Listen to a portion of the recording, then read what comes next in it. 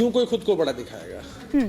और हमें तो लग रहा है कि जैसे किसी क्रिया की कई बार प्रतिक्रिया होती है, ठीक उसी तरह से जिस तरह से इंडिया अलायंस मजबूती से आगे बढ़ रहा है। और अरविंद केजरीवाल जी के विषय में हमेशा कहा गया था कि वो किसी अलायंस में शामिल नहीं होंगे, वो भी मजबूती के साथ इंडिया अलायंस के एक पार्टनर के रूप में है।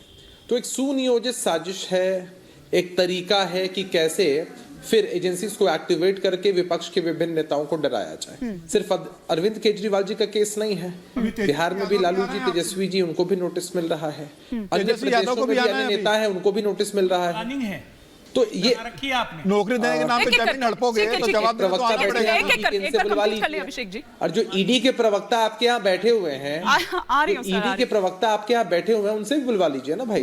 देखिए ये सब के सब जो है ना एकदम बौखलाए से रहते हैं। लोकतंत्र में हर किसी को अभिव्यक्ति की आजादी है ना। ये मान लीजिए आपने डिबेट शो में बुलाया है या सदन के अंदर बाहर कोई भी व्यक्ति अपने हिसाब से अपनी बातों को कह सकता है, रख सकता है।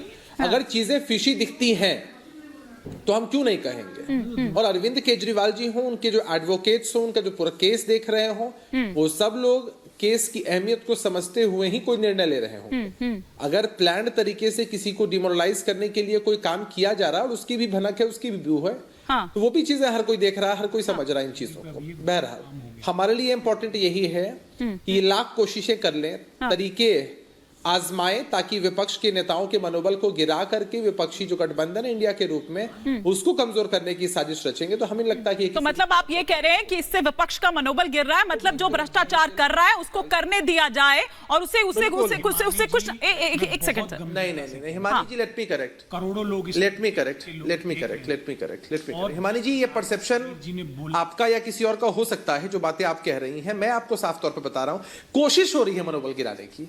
समीर जी, फिर दुष्यंत जी कुछ कह रहे हैं। भ्रष्टाचार किसी ने किया है, सजा मिले, इसमें कोई आपत्ति, कोई दिक्कत नहीं। हमारी नो टॉलरेंस की नीति है, लेकिन इसका ये मतलब नहीं है ईडी बुला रही है, कब से सीबीआई बुला रही है, पर उनको बुलाया गया ना। लालू प्रसाद यादव तो सजा हफ्ता है, तेजस्वी के पिता तो सजा हफ्ता है, जमानत पे बाहर है, सजा हो चुकी है उनको, स्वास्थ्य के कारणों से जमानत पे बाहर है और इंडिया गठबंधन की बैठक कर रहे हैं। लालू प्रसाद यादव ने जमानत किस बात के लिए?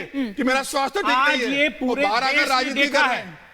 अब तेजस्वी को, निशा भारती को, राबड़ी देवी को के सामने जाना पड़ेगा, जमीनें हड़पी। आपको ये क्यों लग रहा है दुष्यंत जी, चाहे सदन हो, चाहे सुनिए ना दुष्यंत जी, आप क्या चाहते हैं कि भ्रष्टाचार मतलब आप करके आप खुले घूमते रहिए? एक सेकंड समझिए, आप क्या कहना चाह रहे हैं?